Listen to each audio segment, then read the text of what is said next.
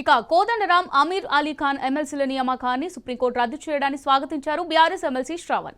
కాంగ్రెస్ సర్కార్ చేసిన అక్రమ నియామకాలను నిలిపివేస్తూ సర్వోన్నత న్యాయస్థానం తీర్పు ఇవ్వడం హర్షణీయమన్నారు. సుప్రీం తీర్పుతో ధర్మం గెలిచిందని దాసోజి శ్రావణ్ పేర్కొన్నారు. తెలంగాణలో రేవంత్ రాజ్యాంగం నడుస్తోందని మండిపడ్డారు. గవర్నర్ గారు అన్యాయంగా మా యొక్క ప్రతిపాదనలను గత ప్రభుత్వం చేసిన ప్రతిపాదనలు రద్దు చేసిన దాన్ని హైకోర్టు కొట్టివేసింది.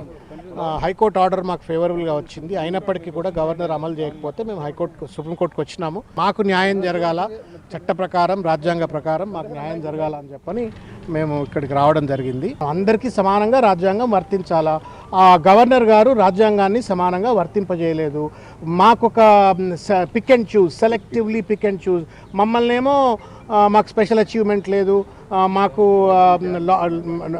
లాంగ్ టెన్యూర్ లేదు, లేకపోతే పొలిటికల్లీ అఫిలియేటెడ్ అని అన్నారు. మరి కోదండరాం గారు అయితే పార్టీ ప్రెసిడెంటే, తర్వాత అమీర్ అలీ గారికి కూడా పొలిటికల్ యాక్టివిజం ఉంది. మరి వాళ్ళనేమో అపాయింట్ చేస్తుంది. ఆమె మళ్ళీ ప్రెస్ నోట్ ఇచ్చింది. హైకోర్టులో ఏదైతే మమ్మల్ని గవర్నర్ గారు రిజెక్ట్ చేసినారో ఆ రిజెక్షన్ లెటర్ను రద్దు చేసినారు హైకోర్టు. తర్వాత కోదండరాం గారి నామినేషను, గజెట్, ఆ అపాయింట్మెంట్ ఏదైతే ఉండేనో వాటిని కూడా రద్దు చేసినారు.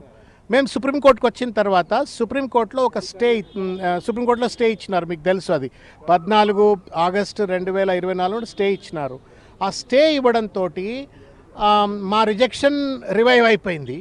తర్వాత వాళ్ళ గజెట్ రివైవ్ అయిపోయినట్టుగా వాళ్ళు భావించి సుప్రీంకోర్టు తీర్పును తప్పుగా భావించి ఆ గజెట్ను పట్టుకెళ్ళి వాళ్ళు ఓత్ తీసుకున్నారు. అది మరి కోర్టు వాళ్ళ రద్దు చేసినట్టుగా అనిపిస్తూ ఉంది. ప్రభుత్వం ఏమన్నా నింపాదిగా, రాజ్యాంగబద్ధంగా, ప్రజాస్వామ్యబద్ధంగా, రూల్ బుక్ ప్రకారంగా లేదు. Revanth book is different from constitutional rule book. వాళ్ళు ఇష్టం వచ్చినట్టు చేస్తూ ఉన్నారు. Let's see what happens sir. 14/2024 నాడు ఏదైతే సుప్రీంకోర్టు ఇచ్చినటువంటి ఒక ఆర్డర్ను, ఇంటరిమ్ ఆర్డర్ను మోడిఫై చేయటం అయింది.